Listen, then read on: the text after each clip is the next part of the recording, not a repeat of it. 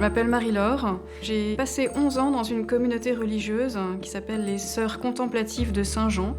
Au sein de ce groupe, j'ai subi un crime qui n'est pas reconnu par le droit pénal ni par le droit de l'Église, qu'on pourrait qualifier d'abus spirituel. Vu de l'extérieur, on ne peut pas le repérer, et alors que pour la personne qui subit l'abus spirituel, ça dévaste son existence. C'est une forme de prise de contrôle sur la personne, il y a une forme de violence qui laisse des séquelles qui sont souvent similaires à l'abus sexuel. Le silence de l'Église pendant toutes ces années a été un silence coupable, parce que l'Église n'a pas pris en compte les souffrances et les témoignages. J'ai l'impression avec le recul que j'ai manqué 11 ans de la vie du monde.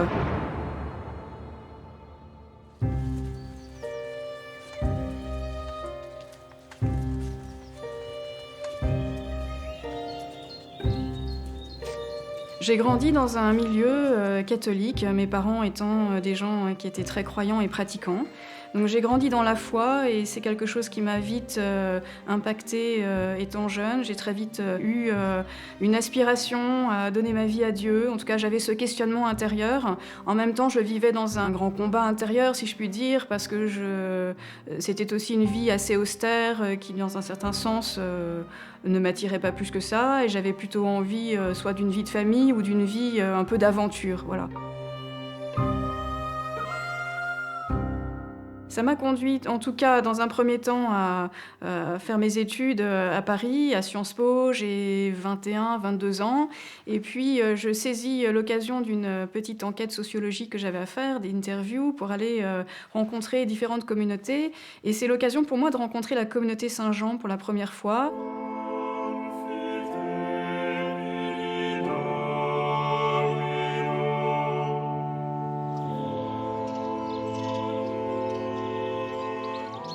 La communauté Saint-Jean, c'est une famille religieuse créée en 1975 par un père dominicain qui s'appelle Marie-Dominique Philippe.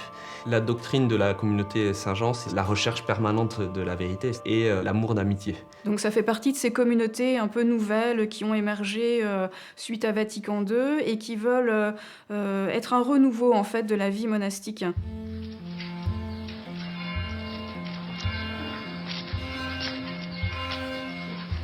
Je vais interviewer un frère avec différentes questions sociologiques et je suis très marquée en fait par cette rencontre, par ce qu'il me dit de la communauté Saint-Jean, avec notamment un aspect de recherche de vérité. Et à la fin de cette interview, il me demande « Alors qu'est-ce que tu veux faire après tes études ?»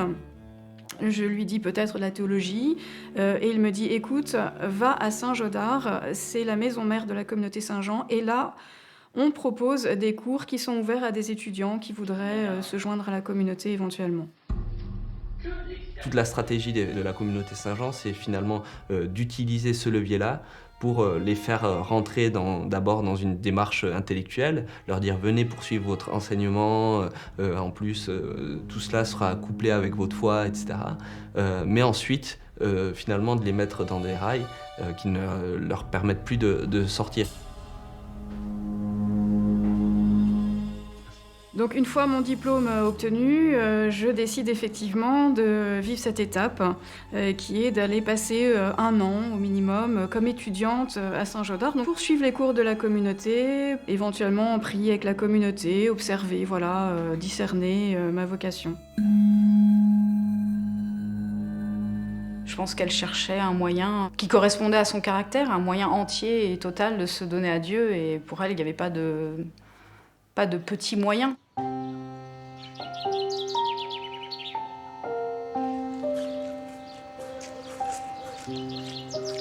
En arrivant à Saint-Jodard, je fais mieux la connaissance du père fondateur, qui est le père Marie-Dominique Philippe, que j'avais eu l'occasion d'écouter une fois ou deux dans des conférences spirituelles sur Paris. Mais cette fois-ci, je le découvre un peu comme l'enseignant principal de la communauté. C'est lui qui donnait la plupart des cours en philosophie et en théologie. Marie-Dominique Philippe, c'est bien plus qu'un fondateur, c'est l'enseignant spirituel, le maître de cette communauté. On s'y réfère en permanence et donc il a gardé encore jusqu'à aujourd'hui cette image de quasi-saint homme au sein de la communauté, d'une personnalité à la fois incontestable, qui déambulait avec un cortège de fans derrière lui.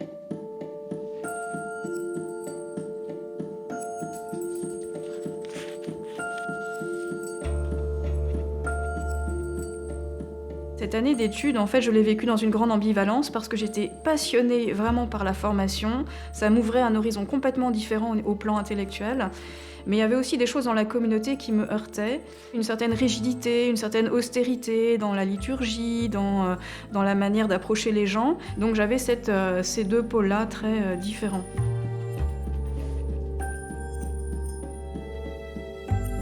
Alors il se trouve que j'ai fait connaissance assez rapidement avec une sœur contemplative qui est devenue mon amie. Et cette sœur-là m'a inscrite à un événement particulier. C'était une semaine de prière intense.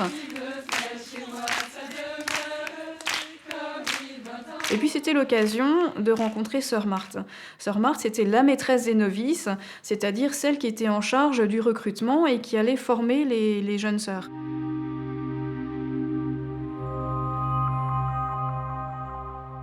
On me l'a dépeignée en fait comme quelqu'un de vraiment exceptionnel, une sainte, quelqu'un qui avait une présence très particulière aux gens, qui avait un discernement qui venait de Dieu, quoi, une grâce de discernement.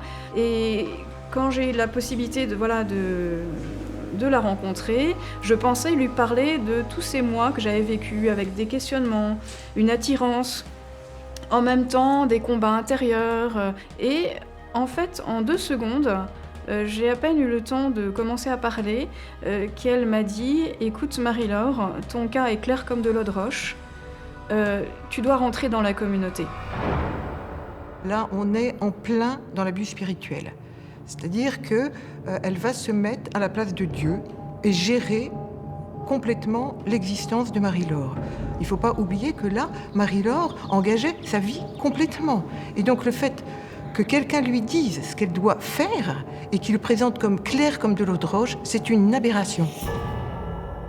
Et là, quand je la rencontre, elle qui était pour moi l'instrument de Dieu, elle a ce discours fulgurant, et donc ça balaye tout. Et la seule question qui restait, c'était quand je vais rentrer dans la communauté. C'est l'un des premiers facteurs finalement de dérive de cette communauté. Le manque de discernement et la manière dont on a forcé des jeunes femmes et des jeunes filles, malgré leurs doutes, à intégrer leur communauté.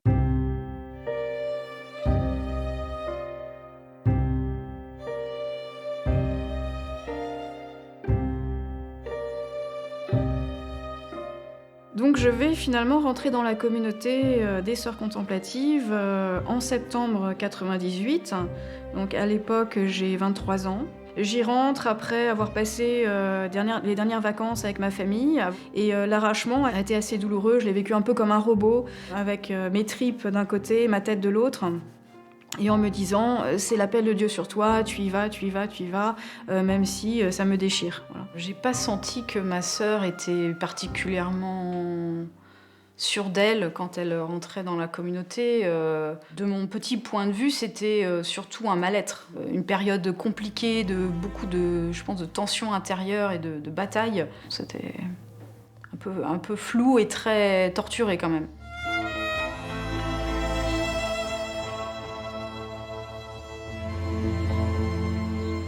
Alors tout de suite, on rentre dans la vie des sœurs.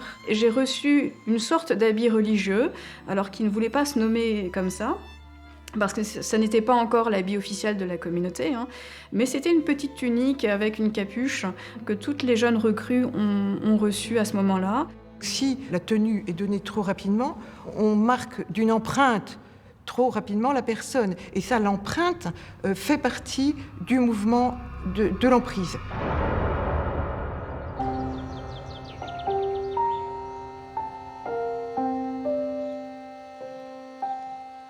Je découvre à ce moment-là donc mon lieu de vie, principalement ma cellule, qui est aménagée de manière très pauvre, très austère, avec une table, un petit coin pour prier, un lit très simple. Mais la plus grande partie de ma journée, je vais la passer à la chapelle. Il y a les offices, c'est-à-dire les temps de prière, les temps de prière monastiques, qui ponctuent la journée, le matin, l'après-midi, le soir. Il y a les cours qui se succèdent dans la journée. Et puis, il y a les temps de travail communautaire. Moi, on va m'affecter au jardinage, donc ça va être ma première charge. Et puis aussi de chanter.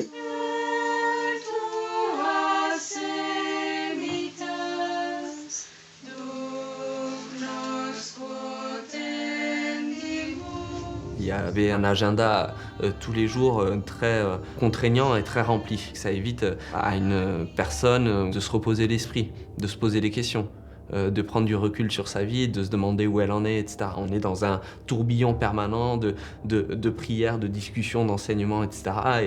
Et les esprits sont fatigués au sein de la communauté.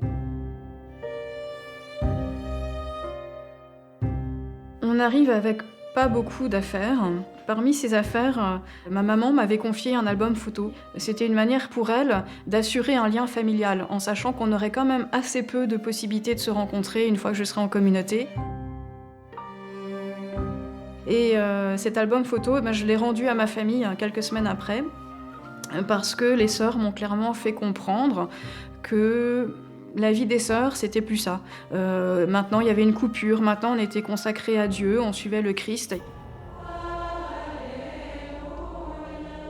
Dès son année d'études à Saint-Jeoudard, elle a été mise sous emprise. Et donc, elle avait, dès ce moment-là, perdu son ouverture au monde.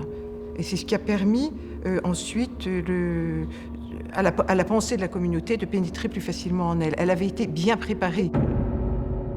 On se sert du dogme, on se sert des textes liturgiques, de la théologie, pour mettre la personne en état d'infériorité, pour lui dire que son existence propre n'a aucun sens et qu'elle doit obéir. Et elle n'obéit pas à la limite à une entité, elle obéit à la personne qui dirige la communauté.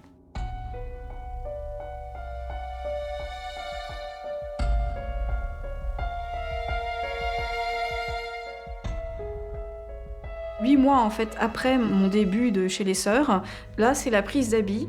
Ça veut dire que c'est une cérémonie au cours de laquelle on reçoit officiellement l'habit de la communauté Saint-Jean. Mon identité, elle est vraiment fusionnée avec celle de la communauté. Et puis on reçoit à ce moment-là un nom religieux. Je me suis appelée Sœur Marie-Laure.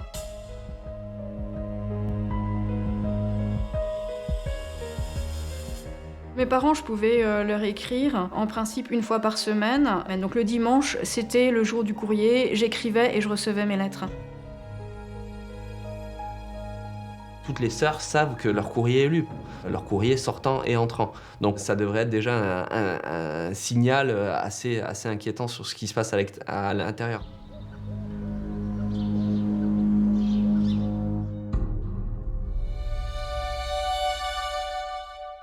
Je pouvais rencontrer mes parents pour ce qu'on appelait des parloirs, c'est-à-dire des visites, voilà, tout simplement. Et ça avait lieu 3 fois par an. Pendant ces visites à la famille, en fait, les sœurs sont relativement présentes. Et puis, sœur Marthe insistait beaucoup là-dessus pour avoir un lien avec les parents, pouvoir leur parler. C'était une manière aussi de manifester à mes parents le lien qu'elle avait avec moi. Qu'elle était bien ma supérieure, que moi j'étais bien soumise à elle. D'ailleurs mes parents tiquaient parfois par rapport à ça parce que j'avais pas beaucoup de liberté d'expression pendant ces petites audiences. Tout était régi par des règles et des lois. Hein. Donc il y avait certaines heures, on attendait de pouvoir voir Marie-Laure. Elle arrivait souvent en retard, en courant, elle avait plein de choses à faire et nous, on se mettait au pas de sa vie.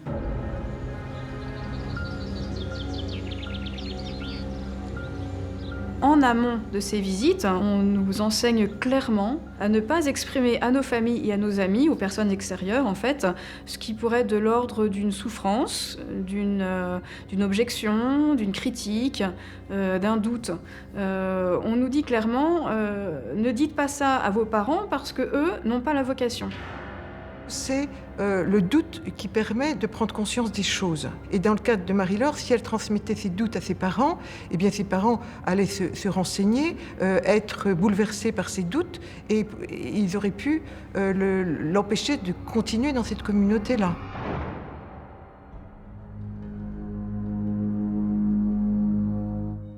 Il fallait donner un témoignage de joie, c'est-à-dire montrer qu'on était heureux d'être consacrés à Dieu, que cette vie religieuse, elle était faite pour nous, et donc il y avait une certaine vitrine. Il fallait être des sœurs sourires, en fait. Elle va s'obliger elle-même à raconter des choses parfaitement positives à ses parents, et par ailleurs, elle va souffrir. Et donc, c'est ce qu'on décrit sous forme de PAN-PE, c'est-à-dire une partie apparemment normale et une partie émotionnelle. Eh bien, là, ses émotions sont d'un côté et son comportement est d'un autre. Elle est dissociée.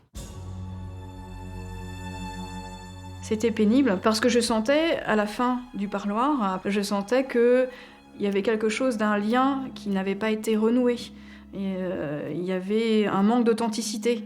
Et j'étais assez malheureuse de ça. Et puis, il fallait revivre la séparation à chaque fois. Il n'y avait pas d'espace pour une complicité ou simplement le temps de réapprendre à communiquer, à se connaître.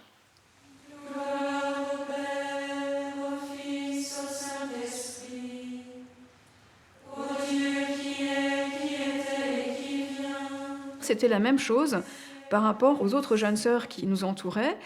Sœur Marthe nous disait clairement « Ne partagez pas entre vous vos difficultés parce que vous allez mettre un fardeau sur l'épaule de la jeune sœur qui est à côté de vous. Vous allez la mettre en difficulté, vous allez la faire douter également. Elle n'aura pas la grâce pour vous aider. Donc tout ça sera nuisible et vain. Donc ne dites rien. » Lorsque une personne ne va pas bien et qu'elle ne peut pas le communiquer aux autres, elle croit qu'elle est toute seule à ne pas aller bien. Alors elle se dit, tout le monde réussit à vivre ce qu'on nous demande, et moi je suis la pauvre idiote qui n'y arrive pas. Et donc le fait de ne pas communiquer avec les autres l'enferme dans la honte et augmente l'emprise que l'on peut avoir sur elle. Et par contraste, il fallait tout remettre à la supérieure. Et ça, c'était quelque chose d'assez difficile. On appelait ça un peu l'ouverture du cœur. Il fallait ouvrir son cœur avec une certaine transparence, donc ne rien garder pour soi. Et cacher quelque chose à ta supérieure, c'est le cacher à Dieu. C'est quelque chose qui est extrêmement dangereux, puisque la personne va déposer son être propre entre les mains de quelqu'un d'autre. Donc elle n'a plus aucune liberté de penser, et c'est lorsque la pensée est détruite que la personne va être sous emprise.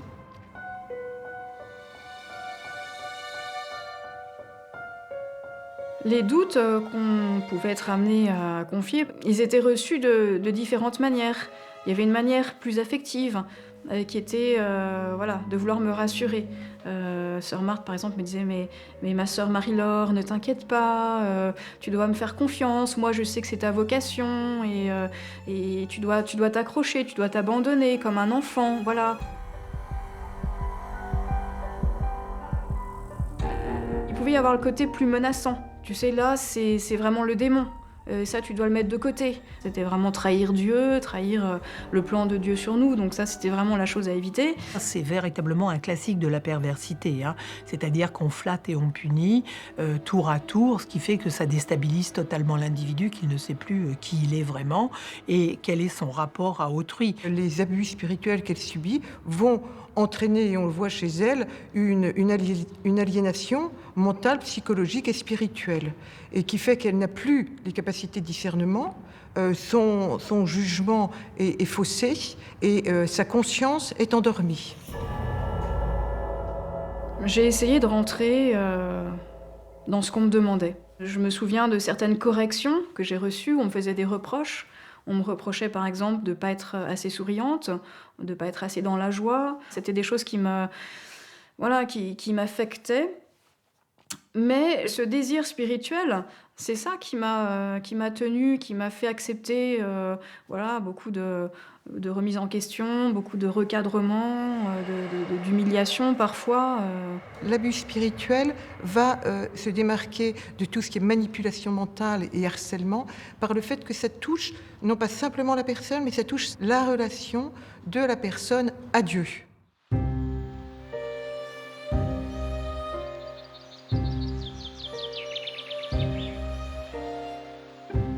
C'est quand je suis déjà au noviciat que j'ai des premiers échos d'attaques contre la communauté. Alors, ce qui se passe, c'est que je fais partie d'un petit groupe de sœurs, sélectionné par Sœur Marthe, qui à ce moment-là décide de nous réunir pour nous faire part de quelque chose qui relève d'un secret.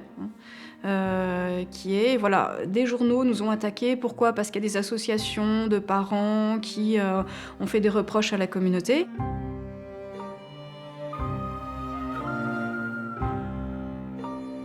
On reproche au père Philippe d'être un gourou, on reproche aux sœurs de tout le temps parler de la philosophie, des cours. C'est toujours le démon, en fait, qui est derrière et qui agite des parents, qui agite des associations pour nous faire du mal. Voilà, tout ça doit être démonté, c'est faux, c'est de la persécution, et voilà, nous devons en être convaincus. Qu'est-ce qui va se mettre en place si on attaque la communauté ? Eh bien, ce sont les défenses communautaires. Et donc, en critiquant, on aggrave le phénomène de fusion communautaire.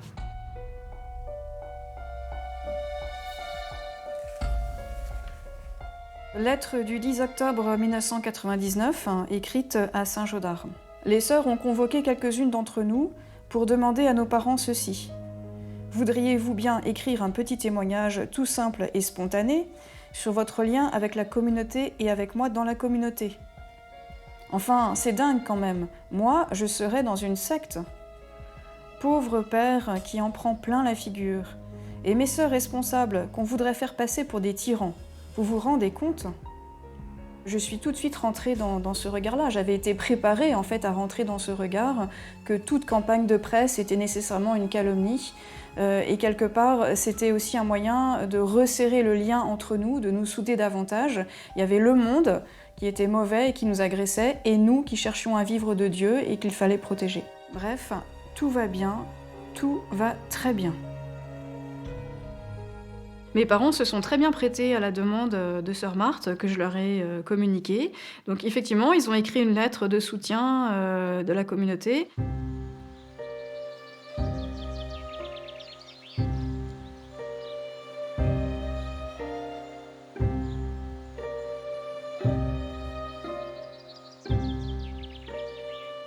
Avec sœur Marthe, le lien est assez difficile.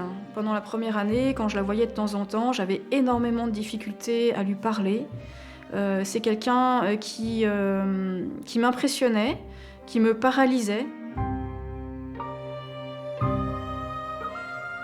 Sœur Marthe, c'est le prototype de la personne qui a tous les caractères du pervers narcissique, c'est-à-dire une prise de pouvoir, et une prise de pouvoir au sein d'une communauté, d'une part, et au sein d'individus qu'elle a montés, liés les uns aux autres, et qu'elle a utilisés à des fins du service de son propre pouvoir. Et il y avait quelque chose qui me mettait spécialement mal à l'aise chez elle, c'était ses gestes. Elle avait des gestes très sensuels, qu'il faut replacer dans un contexte de vie religieuse où on est un peu sevré au plan sensible. Il n'y a pas beaucoup de gestes, c'est une vie où on ne se touche pas. Et donc ces gestes-là avaient beaucoup d'impact sur moi.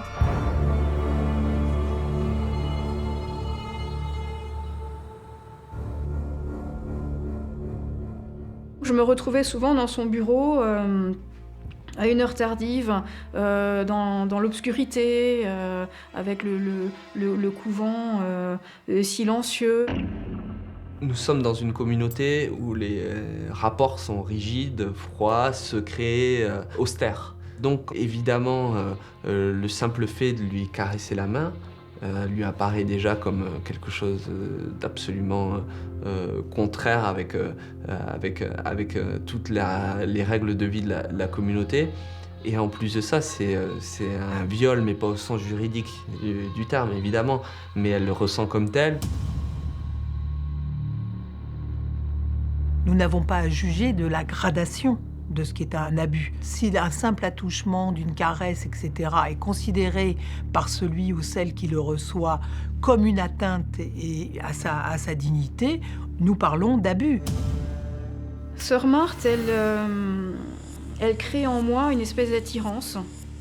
Alors, je ne sais pas s'il faut parler d'attirance amoureuse. Je me suis posé la question, en tout cas à un moment donné de mon parcours, parce qu'il y avait quelque chose de fort. Il y avait une certaine dépendance affective. Il y avait aussi une emprise sensuelle qui continuait à travers ses gestes, sa manière d'être. Donc ça venait m'impacter, même si pour moi c'était plutôt quelque chose que je repoussais, que je fuyais. Et j'ai développé à ce moment-là des crises d'angoisse la nuit. C'est une méthode pour entraîner de la confusion chez la personne et lui faire perdre ses repères ordinaires. La personne qui vit ça ne sait plus se situer. Et donc, au bout d'un moment, elle se demande si elle devient folle. Ce sont les symptômes qu'elle va manifester ensuite, qui, moi, vont me montrer qu'il y a un véritable traumatisme.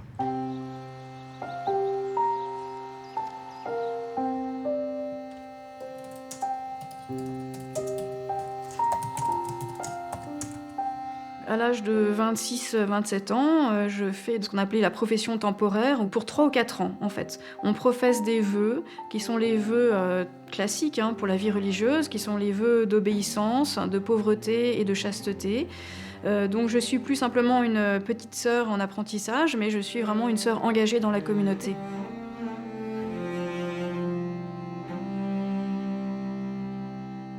On m'envoie aux Philippines parce qu'on avait décidé d'implanter un nouveau monastère.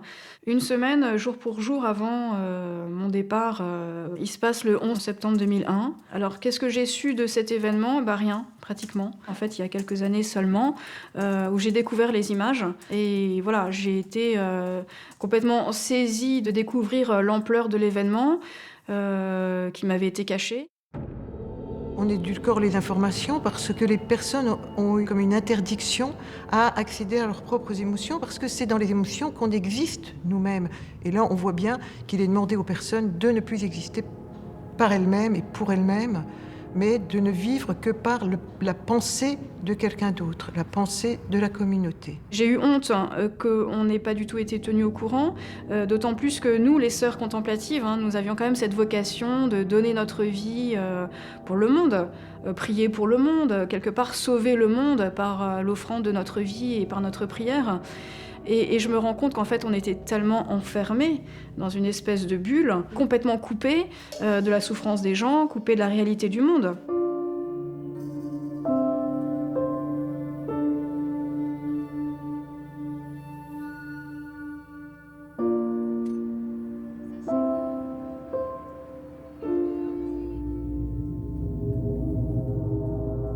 L'arrivée aux Philippines, ça a été pour moi un choc terrible, parce que cette fois-ci, je côtoyais la misère, mais avec un contraste que je trouvais scandaleux, justement, entre cette misère au quotidien, vécue par les gens, et puis cette espèce de luxe vécu par la communauté dans des couvents, imaginez de beaux couvents bien construits, en dur, avec tout ce qu'il faut, l'eau, l'électricité, la clim. Eh bien, on me disait non, tu es là pour prier, tu n'es pas là pour changer la situation des gens, tu dois accepter ce que la communauté vit, tu dois laisser de côté tes petites vues personnelles, tes petites aspirations, c'est pas ça que Dieu veut pour toi.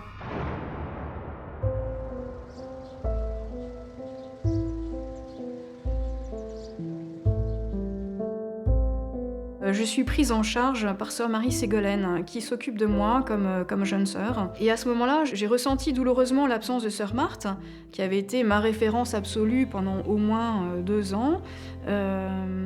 Et je sentais que même si elle était absente physiquement, en fait, elle habitait mes pensées. Elle habitait mon esprit. J'étais tout le temps là à me demander qu'est-ce que sœur Marthe aurait pensé, qu'est-ce que sœur Marthe aurait dit, est-ce que sœur Marthe aurait approuvé ce que je faisais, et sœur Marthe, qu'est-ce qu'elle fait ? La fascination que sœur Marthe a exercée sur Marie-Laure va faire que Marie-Laure va la faire vivre en elle-même. Marie-Laure s'est vidée d'elle-même et elle s'est remplie de sœur Marthe. Dans cette période où je prends conscience en fait de l'emprise de sœur Marthe, je me confie à sœur Marie Ségolène et j'entends à ce moment-là cette réponse qui m'a vraiment frappée de sœur Marie Ségolène qui me dit « Écoute, sœur Marthe, elle ne se trompe jamais. » Et que la seule chose que j'avais à faire, si moi j'avais des questionnements par rapport à sa manière de me conduire, eh bien c'était de m'humilier, tout simplement. M'humilier, ça veut dire prier pour que Dieu me donne la grâce d'être plus docile, que je sache qu'elle avait raison, que moi, si je doutais, c'est moi qui avais tort, et que c'était simplement à moi de remettre en question ma manière de penser, de voir les choses. Une affaire pas très catholique. La congrégation des frères de Saint-Jean présente-t-elle un danger ou pas ? Des rumeurs de viol, suicides, dérives ont récemment défrayé la chronique de cette jeune communauté religieuse forte de 500 membres dans le monde. Pendant que j'étais aux Philippines, je crois en 2004, le cardinal Barbarin en fait initie une démarche d'enquête auprès de la communauté. Parce qu'il avait déjà eu vent d'un certain nombre de témoignages et de faits qui laissaient penser qu'il y avait des dérives sectaires au sein de la communauté. C'est très compliqué dès le départ pour les inspecteurs du cardinal Barbarin de savoir réellement ce qui se passe dans la communauté. Évidemment, l'emprise de Sœur Marthe est totale sur les religieuses, donc on imagine bien que dans leurs témoignages, etc., elles sont dans l'incapacité, il y a une emprise mentale, donc elles sont dans l'incapacité de considérer elles-mêmes qu'elles sont potentiellement dans une secte. Je ne me pose pas de questions sur la santé ou la sainteté de la communauté. Notre père fondateur nous avait dit et redit combien il était un ami intime du pape Jean-Paul II, ensuite Benoît XVI. Il y avait beaucoup de cardinaux, beaucoup d'évêques qui nous demandaient partout dans le monde. Donc toute l'Église, quelque part, nous aimait, nous appréciait et nous soutenait. Donc qui étais-je moi pour me poser des questions sur cette communauté ?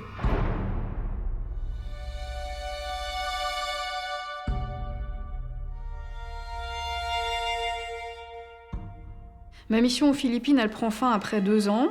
Et puisque je savais que je revenais en France, j'écris à Sœur Marthe pour lui demander la possibilité de participer, moi aussi, à la formation des jeunes sœurs en France, au noviciat en France. Et elle accepte. Alors c'est le phénomène que moi j'appelle le phénomène de marionnette. Pour moi, il y a 3 étages. Le prédateur va tirer les ficelles des marionnettes qui vont exécuter ce que demande le prédateur, et les marionnettes elles-mêmes vont agir sur les pions. Marie-Laure, jusqu'alors, était un pion. Et puis, à un moment donné, elle devient marionnette. Dans le fond, je deviens un rouage du système. Ayant subi une forme d'emprise, je la répercute sur elle. Une jeune sœur qui venait auprès de moi et qui me disait tu sais, je suis pas très sûre de ma vocation, est-ce qu'il faut vraiment que je reste, je me sens pas si bien. Je lui ai répercuté exactement le discours que moi j'avais entendu pendant des années. J'avais suffisamment intégré ce schéma en fait pour le répercuter de manière assez naturelle, sans me poser trop de questions.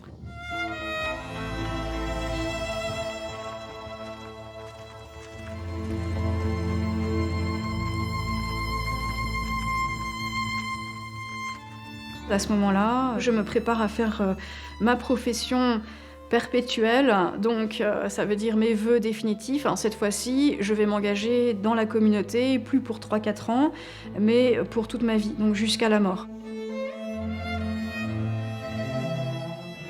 Peu de temps après ma profession perpétuelle, de retour aux Philippines, je ressens des douleurs au ventre, des douleurs aiguës au ventre. On me diagnostique une tumeur dont on ne connaît pas encore vraiment la nature. Et puis j'ai aussi beaucoup de crises d'angoisse, des cauchemars, des choses un peu perturbantes. Lorsque le psychisme n'arrive plus à absorber les incohérences, le corps va se mettre à exprimer les choses.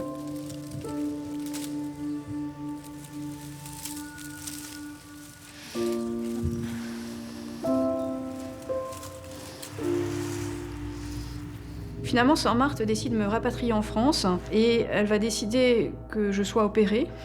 Voilà, elle prend la décision elle-même. Et en même temps, elle jongle entre le côté médical et puis un côté plus spirituel. Elle me met en lien avec un prêtre de la communauté, qui est un prêtre exorciste.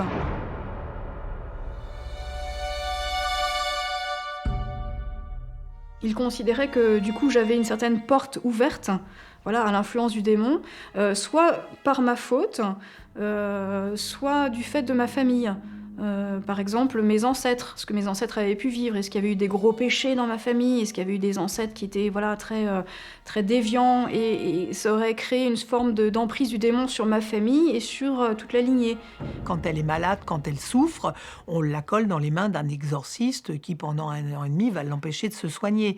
Donc, le pouvoir est exercé par une seule personne. La règle est dictée par une personne. Elle est demandée d'appliquer par une seule personne et la justice, la punition se fait par une seule personne. Ce sont les traits typiques d'un pouvoir totalitaire où les 3 pouvoirs sont réunis dans les mêmes mains.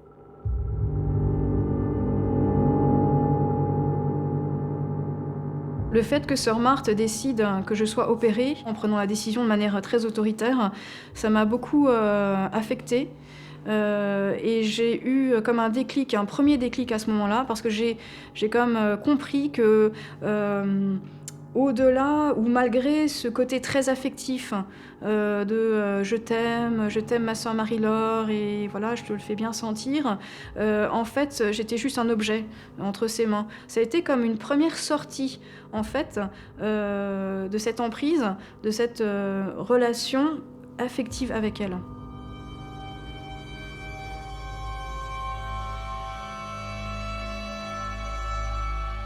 Alors à ce moment-là, j'ai droit à une confidence tout à fait surprenante et certainement assez involontaire de la part de sœur Marie Ségolène, qui me confie que sœur Marthe en fait était parfaitement au courant qu'un prêtre de la communauté, qui était très en vue parce qu'il enseignait notamment, donc que ce prêtre avait mis plusieurs sœurs dans son lit et que sœur Marthe l'avait couvert.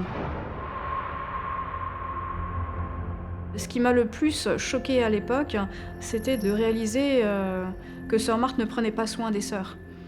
Sœur Marthe avait menti, ça c'est une chose, alors que nous on professait beaucoup d'être dans la vérité, de chercher la vérité, donc c'était un premier manquement, mais aussi elle ne protégeait pas les sœurs, qu'elle laissait entre les mains de personnes qui leur faisaient du mal.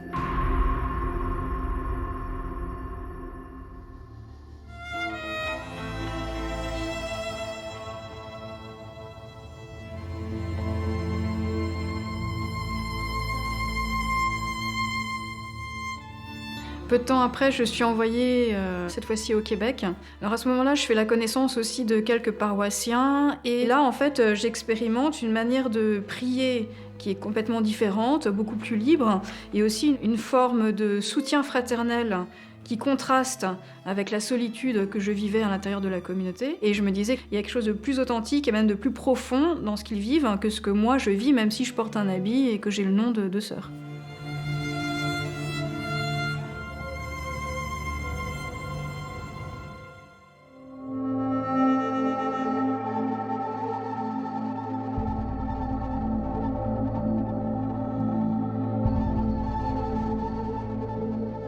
Au terme des enquêtes du cardinal Barbarin, de ces remontées de témoignages qui deviennent vraiment très importantes, le cardinal Barbarin va décider en 2009 de destituer les fondatrices de la communauté des sœurs contemplatives, à savoir la sœur Alix et sœur Marthe qui contrôle vraiment la communauté.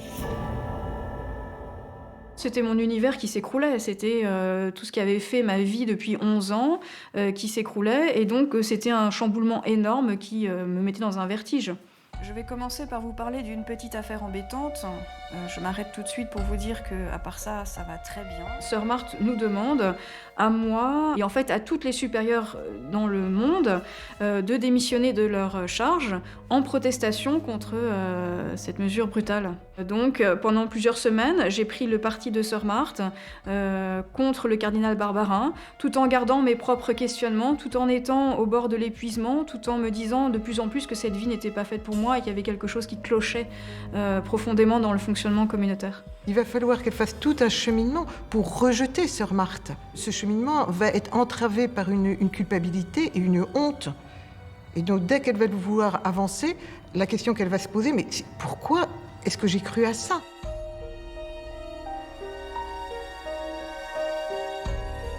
À ce moment-là, je me sens de plus en plus épuisée et j'ai l'impression que sœur Marthe veut m'entraîner dans un combat qui n'est plus le mien. Et quelques jours après, je quitte le monastère pour vraiment me reposer et puis me soustraire à cette pression interne parce qu'il y avait énormément de harcèlement pour me maintenir dans les rangs.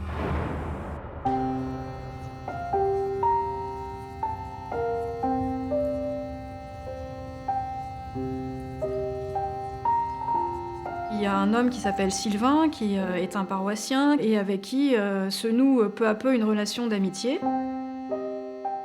Je décide de faire comme une petite révolution, c'est-à-dire que je brave l'interdit qui m'était fait de parler à l'extérieur, surtout de choses aussi importantes et aussi cruciales pour la communauté.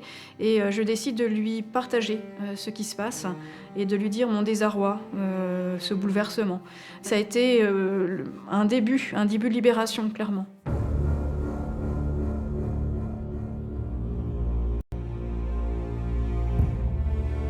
Sœur Marthe, à ce moment-là, me contacte par téléphone. Elle réagit de manière très brutale en me critiquant, en me reprochant de lâcher ma vocation, en me reprochant de m'appuyer sur des personnes qui, selon elle, n'étaient pas dignes de confiance. Donc insultant Sylvain, insultant tous ceux auprès de qui j'avais trouvé un appui. Quelques notes de mon ressenti suite à mon dernier coup de fil avec Sœur Marthe. Tension extrême et épuisement suite au contact avec Sœur Marthe. Base de confiance en soi sapée. Sylvain est frappé par mon incapacité à faire confiance à mon propre jugement. Lien maladif avec Sœur Marthe. C'est une conversation qui a été très rude pour moi. Je sentais un énorme jugement, aucune confiance en moi, aucune confiance dans les personnes qui maintenant avaient du prix à mes yeux. Donc c'était un moment assez déterminant pour moi pour me dire qu'il fallait que je coupe cette relation.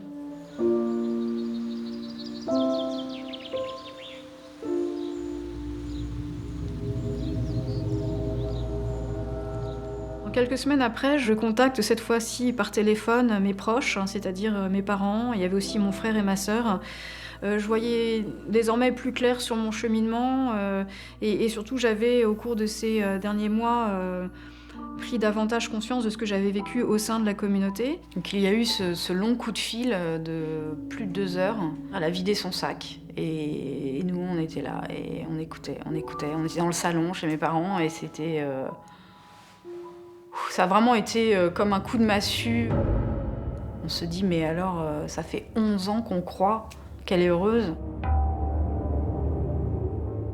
Mes parents ont réagi dans une certaine stupeur, une certaine forme de culpabilité, en tout cas pour ma mère, culpabilité de ne pas avoir vu cela plus tôt, une certaine forme de panique aussi en se disant comment va-t-elle rebondir après tout ça, que va-t-elle faire de sa vie, est-ce qu'elle va réussir à s'en sortir, est-ce qu'elle va en garder des séquelles, voilà.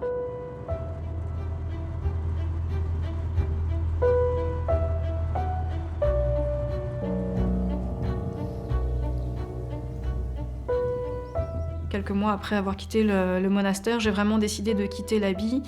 Ça s'est fait comme quelque chose d'un peu fou. Cet habit était vraiment collé à ma peau, je dirais, depuis des années.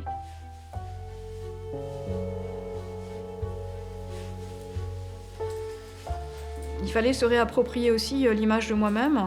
Il fallait que je me réapproprie mon propre corps. Concrètement, j'avais les cheveux très très courts parce qu'on se rasait les cheveux dans la communauté.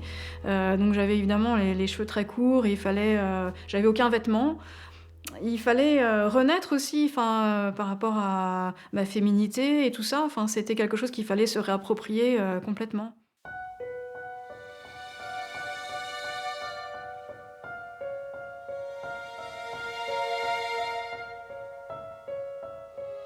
C'est sûr que la communauté n'a pas voulu non plus me laisser m'échapper comme ça. Il y a eu des coups de fil, il y a eu beaucoup de coups de fil, des petits mots, des courriers envoyés par des sœurs. Il y a également sœur Marie-Ségolène qui a essayé à tout prix de me rencontrer en harcelant les amis chez qui j'étais logée, par exemple, en harcelant Sylvain. Le fait que Marie-Laure soit harcelée par la communauté en entier pour la faire revenir montre une fois de plus l'emprise et le manque de liberté. Ils sont incapables d'imaginer que quelqu'un puisse agir de par elle-même en contradiction avec ce qu'elle propose.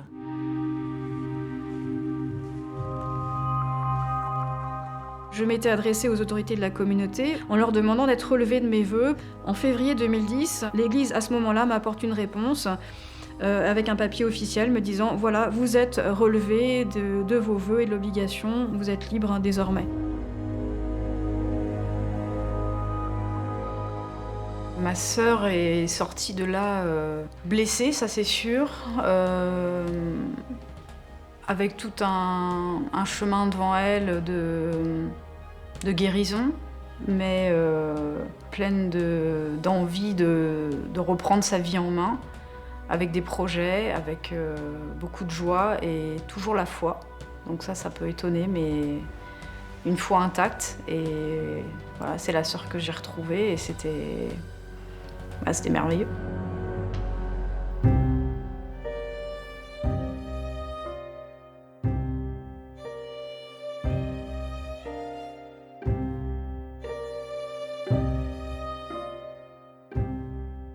C'est un temps où je redécouvre des joies toutes simples de la vie quotidienne, des joies de famille avec des amis, du sport, des promenades dans la nature, voilà, dans une grande liberté. C'est évidemment un moment où, étant libre personnellement, je peux davantage faire grandir ce lien avec Sylvain. Donc on est clairement désormais dans une relation amoureuse.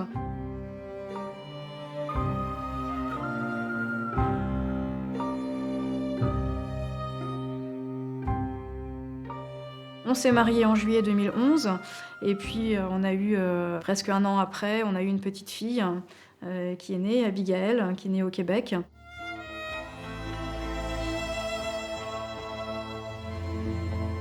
Après Abigail, on a eu un deuxième enfant, Joshua. Donc voilà, cette vie de famille a vite été très riche. Et ce qui est merveilleux, c'est que au sein de ce couple et de cette famille, je vis aussi ma foi de manière encore plus forte qu'avant, et ça me tenait à cœur.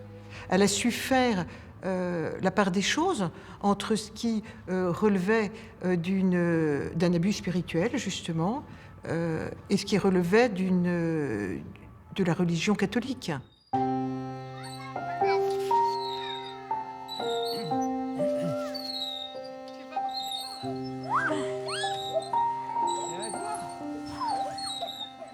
C'est vrai que mon histoire, il y a beaucoup de gens qui pourraient la lire comme simplement l'histoire d'une religieuse défroquée, voilà, qui quitte son couvent pour céder à un amour interdit. Et pour moi, c'est bien plus que ça. D'abord, j'ai pas seulement quitté un couvent, j'ai quitté un couvent avec des problèmes sectaires, qui était un milieu mortifère pour moi. Je sentais qu'il y avait plein de mensonges à travers cette communauté. Et quand j'ai vu Marie-Laure qui était malheureuse à travers ça, j'avais le goût que si elle n'était pas heureuse là-dedans, qu'elle puisse s'en sortir.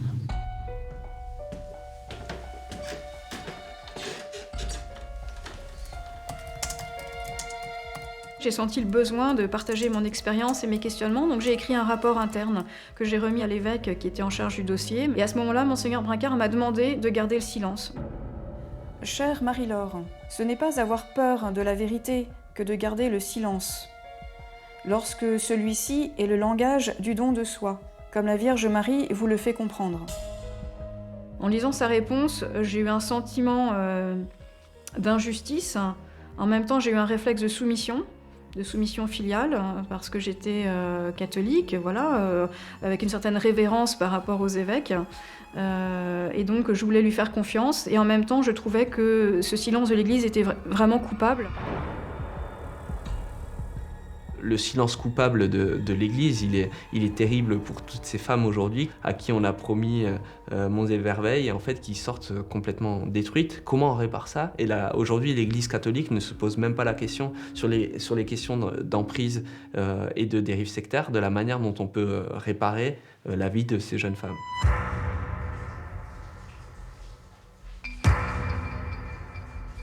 Après quelques années, c'est-à-dire en 2014-2015, je découvre en fait que la communauté à laquelle j'avais appartenu avait réussi à se reconstituer. Un évêque en Espagne avait accepté de les accueillir dans son diocèse, et donc ce groupe emmené par Sœur Marthe s'était reconstitué sous un autre nom qui est les Sœurs de Maria Stella Matutina. La vie des sœurs de Maria Stella Matutina est strictement la même que ce que moi j'avais expérimenté. Et ça m'a mise en colère de voir que l'Église, finalement, avait laissé faire, elle avait sanctionné, et puis finalement elle avait réhabilité, et que cette réalité sectaire, elle perdure, voilà, encore aujourd'hui.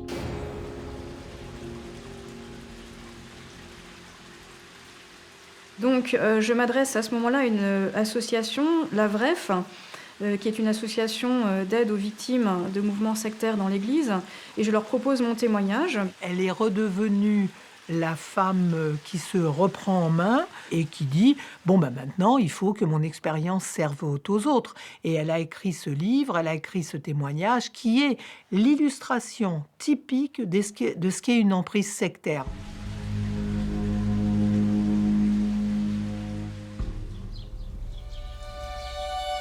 Ça a été pour moi l'occasion de déposer quelques fardeaux de culpabilité que je gardais encore après toutes ces années, de bien nommer le mal, de bien nommer l'abus, et puis avec un sentiment Voilà, de faire une œuvre de vérité, avec un espoir de peut-être faire bouger un peu l'institution.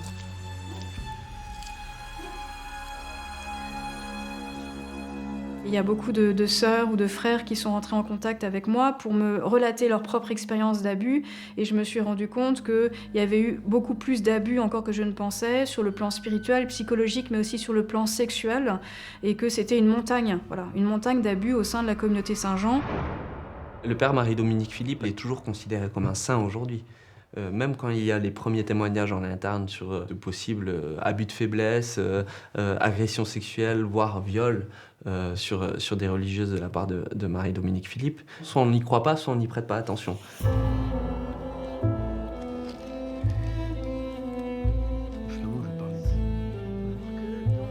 Cette expérience me conduit à un devoir de développer ma vigilance. Il faut vérifier les choses par soi-même, il ne faut pas se laisser happer par un processus trop rapide dans lequel on n'a plus de temps de réflexion. Il faut savoir prendre du temps avant de prendre ses décisions, il faut savoir en quoi je crois, sur quoi sont fondées mes convictions. J'aimerais inculquer ça aussi à mes enfants.